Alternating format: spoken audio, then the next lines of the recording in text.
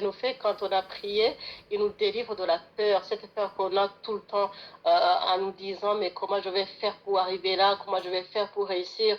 Mais la seule chose, l'autre chose que Dieu nous fait quand on a prié, il nous délivre de cette peur et on commence à faire des choses, on commence à réaliser, on commence à travailler, on commence à réussir et on commence à avancer. kandi iyo umuntu asenga bariko yakira amasezerano kubera ko gusenga binaniye abantu mw'iyi minsi abapasiteri ntibagisenga abarimu amasengesho ntabwo ari ikirenga ariko iyo umuntu asenga amenya ibiri mu mutima w'Imana iyo umuntu asenga yegera Imana iyo umuntu asenga yakira amasezerano iyo umuntu asenga Imana imukura ku rwego rumwe ikamujyana mu rundi itegerezwa kuba promotion. Et quand on prie, on reçoit aussi les promesses de Dieu. Parce que prier, ça devient très, très compliqué pour beaucoup de personnes.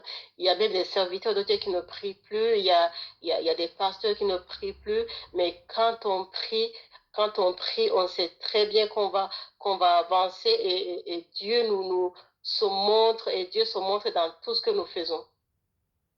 Nagira ngo nkubwire ukunde gusenga usubire ukunde gusenga ibindi byose umushumba niwe yakunda kutubwira ngo murekane n'ibindi bintu byose mufate igishoro gikuru gukiranuka musenge mukiranuka ibindi byose bizemera kuko izindi business zose zagiye zihomba abantu bagasubira ku busa abantu bagasubira gutanga ubuzima bushasha ariko nta muntu yasenze aragenda ngo asubire inyuma ariko umuntu yasenze birangira Imana imuzamura. Je voulais vous dire, aimez prier, aimez encore prier, parce que Dieu nous a dit de prier quand ça ne va pas prier, quand ça va prier, parce que quand on prie, on voit toutes les choses aller de notre côté et on va de l'avant.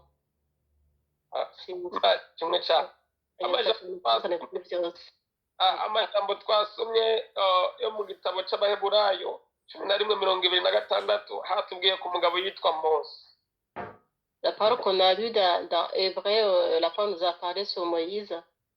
Uyu umugabo ndamukunda cyane kuko sinibaza ko ari undi muntu mwisi ashobora kuba yararetse ibyubahiro nk'ibyo yari afise kugira ngo akurikire Yesu. J'aime beaucoup cet homme car je ne sais pas s'il y a quelqu'un d'autre qui a laissé toute sa richesse, tout son honneur sur la terre pour suivre Jésus. Uyu mugabo yari umunyamasengesho arasenga agira ihishurirwa Imana iramwihishurirwa kugeza igihe Bibiliya ivuga ngo yararabye ngo abona ingororano azogororerwa agira ihishurirwa abona inyuma y'imyaka myinshi abona nta hantu na hamwe ihuriye n'ibyubahiro ubutunzi bwose bwo muri Egiputa. Cet homme priait beaucoup et Dieu a commencé à lui révéler des choses qu'il va lui offrir après plus tard. Et Dieu a commencé à lui donner des révélations et il a vu de ses propres yeux, de ses propres yeux la gloire, la richesse et les bonnes choses qu'il va avoir.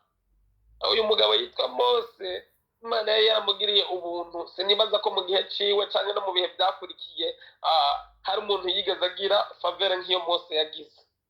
Cet homme, Dieu lui a fait tellement grâce, je ne sais pas si c'est quelqu'un, je sais pas s'il y a quelqu'un d'autre vraiment qui a eu la faveur de Dieu comme lui. Kubera ko yakuriye ibwami aronka akajya ku kwiga amashuri akomeye y'abami. Parce qu'il a eu beaucoup de chance, il a fait de grandes études de roi. Bibiliya iravuga ngo yize amashuri y'abakomeye amashuri yamwemerera kuba farawo yongera yiga ibya siyanse byo muri Egiputa byose yongera yiga ibijyanye n'amategeko byo muri Egiputa byose yari yize amashuri yose kugira ngo bareke arategurwa kugira ngo azoshobore kuba farawo. La parole dit qu'il a fait de très bonnes études de haute qualité qui lui permettaient de devenir comme Pharaon, qui lui permettaient d'avoir tous les titres de l'Égypte, qui lui permettaient vraiment de devenir quelqu'un de très très grand. Yari afite doctora zikomeye, yari afite doctora muri architecture, yari afite doctora muri science, yari afite doctora mu bijyanye n'amashuri y'ubwami, yari generale w'ingabo. il avait des doctorats dans l'architecture, dans la science, et il devait devenir quelqu'un de très, très puissant. komantere zo za bibiliya ziravuga ngo umunsi yanka kwitwa umwana w'umukobwa wa farawo wari wo munsi wari ushikiriwe kugira ngo abe farawo bamwimike abe farawo yari yarahejeje kugira teste zose bari barahejeje kumutesta yarahejeje gutsinda ikizamini cya nyuma cyo kuja gutsinda agenda ayoboye ingabo ku rugamba atsinda urugamba rwabereye muri Ethiopia urugamba ararunesha rero amaze kurunesha ikintu cyari gikurikiweho kwari uguca yimikwa akaba farawo ariko ibyo byose arabireka abona ko kwemera kurenganywa n'ubwoko bw'Imana bifise ingororano nyinshi ibi byose bivuye mu gusenga vuga amajambo makeyi umbabarire Je vais essayer de résumer.